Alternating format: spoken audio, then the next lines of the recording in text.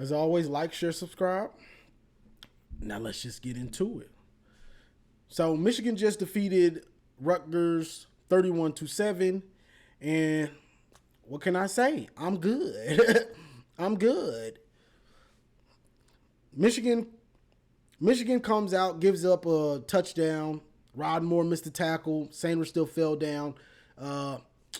Play goes for 70. Michigan's down 7-0. Then Michigan punts, and JJ is looking hesitant. JJ is looking very hesitant at first. We end up punting, getting the ball back, and they do a little misdirection, throw some screens and stuff to settle JJ down, go down the field, score. And basically, it's back and forth. We end up scoring before half, going up 14-7. And then Michigan's defense just took over the game. You know what I'm saying?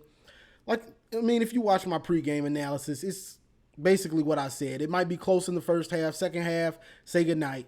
Because Michigan's defense is going to shut Rutgers down. You get nothing. You get you a little 7, and then we turn your water off. You thirsty. You thirsting for first downs. You thirsting for catches. You thirsting for everything. You dying of dehydration. You get nothing. So that's why I wasn't really worried. Because I know what that front 7 is doing. And if you ain't got the quarterback to make the throws when you get down, or even just to consistently move the ball, say goodnight. Because Michigan's offense is going to be able to Blake, you here. JJ, you there. Colston Loveland, you here. Roman Wilson, you there. Donovan Edwards, you over here. Down the field and score some touchdowns and kick some field goals. But will you be able to consistently even get down the field? And if you do get down the field, will you get stuck in a position where you're on R30 or 30 or 35 in a 4th and 2, and you don't want to kick that field goal. You want to go for it. And you know what happened when you go for it, you get nothing. Because you want to run it, yeah, boy, you good luck trying to run on them big boys, Kenneth Grant and them dogs on 4th down. Good luck. So that's basically what happened. Now I'm gonna get to picking us apart. It's like a scab. I'm about to pick at it. I'm about to pick at this scab now. So let's see. I already touched on JJ being hesitant. Had good trickeration on that second drive to calm him down, getting it to Donovan, getting it to Loveland. Guys were wide open. Threw a screen in there. Guys were wide open. We saw Donovan later on in the game. Donovan Edwards missed a block on pass protection. I don't know what's going on with him with that. We saw Samaj Morgan get a TD. JJ threw a back shoulder throw to him. Great throw, great catch. And that's something I want to see. Put these receivers on the field. I get tired of seeing these tight ends. Loveland's a beast, but Barner, he's good. But put these receivers on the field, and this is why I say this. Most teams have maybe 1-2 good corners. But when you start putting all those receivers on the field, now you got a mismatch, because most teams, they'll just go to a nickel. They're not going to put more receivers. So now you got a nickel. That third corner usually isn't that good. And then that other receiver, he's going to be matched up on a linebacker or a safety. So those are, most of the time, a receiver's going to beat a linebacker or a safety. So I want to see the receiver in pure passing downs. I want to see the receivers on the field. Start putting them on the field, creating those mismatches. Those tight ends, they not going to create that much separation. At least I know Barner won't really. So that's what I want to see. Donovan, short yardage, Donovan just runs soft. He doesn't get the handoff and run into that pile with a head of steam to get that 1 yard or those 2 yards. He that's just not his game. So that's a problem. But I was glad to see, because this year I think, let me get to this dude. Miles Hinton is trash. The Miles Hinton experience, it needs to be done, over with, let it go. The new experiment is Miles Hinton on that bench. That's the new experience. He on that bench riding that pine. That's the experience now. It's done with. He's big. He's big. He's huge. He looks the part, but his footwork, his foot speed, his lateral quickness, it ain't there. He ain't that. Sit him down for the rest of the year unless somebody gets hurt. He's not that. It's just time to realize he's not that guy. He's not. You know what I'm saying? And they realized it in this game and benched him. Good job. So that's that. And I think, and I'm noticing this, and I'm thinking Harbaugh has also, that I'm not sure this team is going to be that good of a run team out of the shotgun. To me, this is a pro style. This is a I formation running team. They need to be in the I formation, offset, I formation, those type of sets. To me, that's what it has to be. But that will also help your play action game because those look like running formations. So I think Harbaugh sees the writing on the wall that if you do, and this is what I think also, if you do run it out of the shotgun, which I know we will and you need to, it needs to be read most of the time. JJ needs to be reading that DN, that linebacker every time almost, because this offensive line hasn't gelled good enough for us to just hand it off and JJ never keeps it on the read. You know what I'm saying? I was glad that they realized that, like, we're going to have to run JJ. You're going to have to run today. And I think that's how it's going to be this season. Yeah, he can get injured, but yeah, if he doesn't, we might lose a game because we're going to run that rock, and it just don't look like it's consistently going to be there without JJ. So you need JJ to open up running lanes for Blake and Donovan, because the offensive line, they just ain't that yet. Not yet at least. Who says they will be? You know what I'm saying? So that's part of it. JJ was running it good. I think he had about 50, 60 yards rushing, which was nice. And that's pretty much, well, also on offense, I'd like to see more drag routes. I want to see more drag routes and more receivers on the field. I saw when they did Mr. Brightside, I saw Roman on a drag. He got like 9 or 10 yards. I want to see more drags, especially when a team has good corners. Like Rutgers had good corners. Their starting 2 corners were pretty good and are pretty good. So with that being the case, you need longer routes. So a dude like Roman can use his speed to his advantage. And those are the times he really got open and did what he does. You know what I'm saying? So that's I'd like to see more drag routes.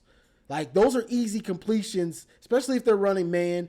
Easy completions, easy yards, especially with a dude like Roman or Samaj Morgan. You know what I'm saying? Let these dudes, you have to know how to use these dudes' speeds.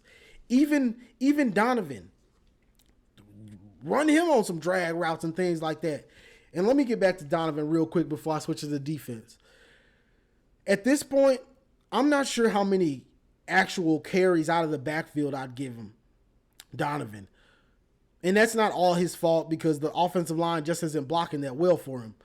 Blake can make something out of nothing. That's just how good he is with his quickness and his vision. He'll create something out of nothing.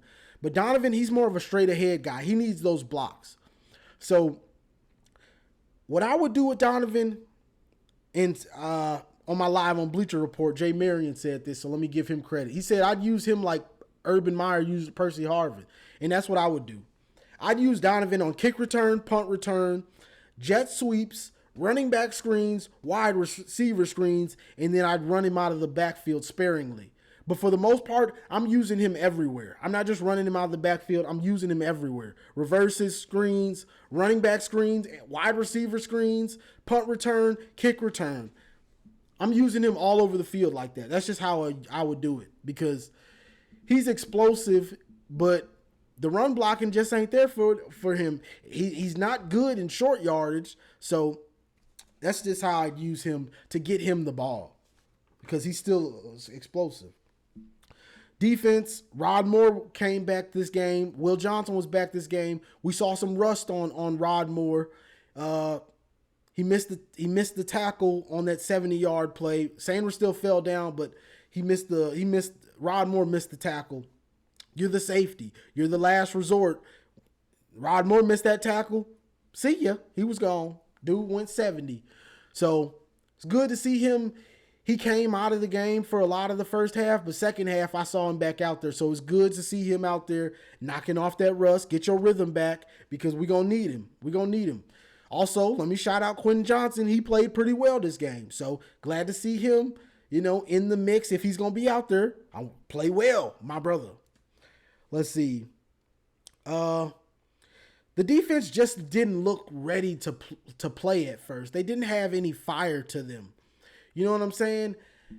And this is my question. Who's the rah-rah guy for the defense? It looks like it's Sanders still. He's a nickel corner. You usually want it to be your linebacker or one of those guys up front normally. But we'll take what we can get. Sanders still broke this game open with that pick on fourth down. He picked the screen, stayed up. Junior Colson actually was kind of hitting him. He stayed up, begins to turn into Mike Sanders still the wide receiver and matriculating through the defense. See ya. That's what I'm talking about. Don't settle. Don't be happy getting an interception. Be happy when you in that end zone celebrating that you just got a pick six. Now it's time to be happy. Don't just be happy you got the interception. Your job ain't done, son. You a receiver now. Time to hit that end zone. So, big time players make big time plays. Shout out to Charles Woodson. I make big plays and that's it. Mike Sanders still. I make big plays and that's it. I'm glad to see that. Don't just settle. Oh, I got the pick. Let me go down. No, I smell the end zone. I smell something cooking. It's me. Pick six. So I'm glad to see Sanders still. And it looked like he the leader of the defense. You know what I'm saying? That's just what it looks like. We had a big time stop on fourth down, but they got a false start. And then I believe they missed the field goal after that. But the defense, once they settled in, they were pretty good. It's just Mentor will have you mad for a little bit, trying to give it, because Mentor just wants to see what they want to do. So he'll give you little short routes to dink and dunk. He'll give you that stuff, knowing that you're probably not going to be able to get those other 2 yards. He'll give you 6 on a second down or something. He'll just give it to you, knowing, all right, it's 3rd and 3, 3rd and 4. You probably ain't getting this, so you're going to be in a 4th and 1 with a decision on your hands. And that's just how he plays it. First half, at least. Second half, he kind of shuts your water off, where it's just like, all right, bro, you showed your hand. It was nice playing. It was nice. It was nice dealing with you and stuff, but I got you now. I'm reading you like a book. I got you. So just give it up. You get nothing from here on out. So that's just how it goes with Mentor. Gave up a touchdown in the first quarter. Rest of the game, you get nothing. You can get some yards here and there, but will you get in that end zone and will you be in field goal range or will you be too antsy? When it was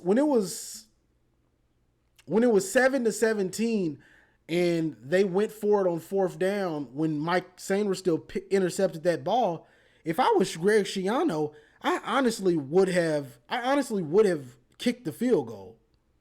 because our offense wasn't clicking like that. So now you're down 10-7, but you go for it and it turns into a 10-point swing because Sanger still intercepts it, and now you're down 24-7 ball game.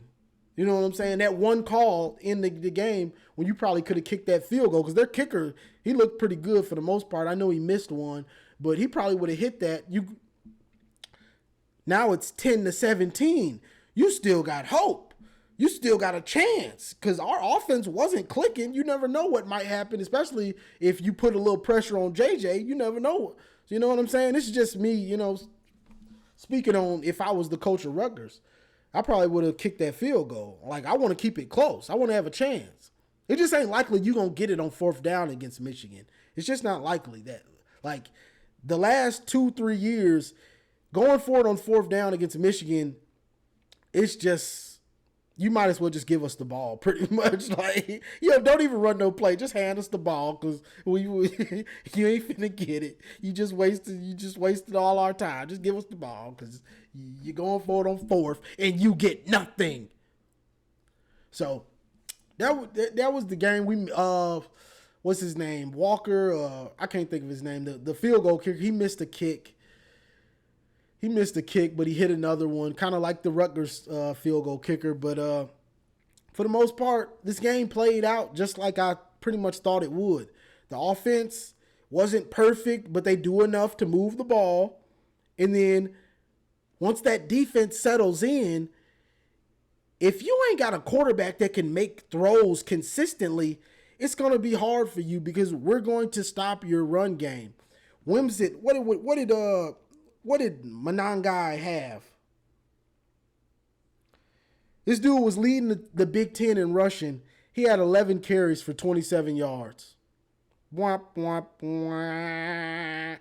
You know what I'm saying? Like, 2.5 a carry, longer 10 yards. Wimset, the quarterback, actually outrushed him. He had 28 yards, so he outrushed him by 1 yard. So, yeah. This defense, with Mentor, once they lock in, and especially once they settle in, and they're still trying to find their mojo with all these guys in and out. Mason Graham didn't play today also, but they're still trying to find their mojo and their swag with Will Johnson coming back, with Rod Moore coming back. You know what I'm saying? And then with Mentor, who's going to see what you want to do once the game starts, and then once he figures that out, it's like, all right, bro, say goodnight. But, yeah, this game went how I thought it would. Rutgers stopped their run game. Their quarterback won't be able to beat you with his arm. Ball game. That's why I wasn't worried, because there's a lot of teams with decent run games, or they focus on the run game, but their quarterback, he can't throw that well. He's just athletic. There's quite a few quarterbacks like that. And those teams, if you got a good run defense, they're not that hard to beat, because once you stop their run game, and if you get up by 10, it's pretty much a wrap for them, because their quarterback won't be able to consistently get down the field to beat you. So that's what I got on this one. I'm probably go live with Marcus. Y'all say y'all like the lives with Marcus, and I'll bring some of y'all up to also give your opinions on what y'all saw, what we saw today. So that's pretty much it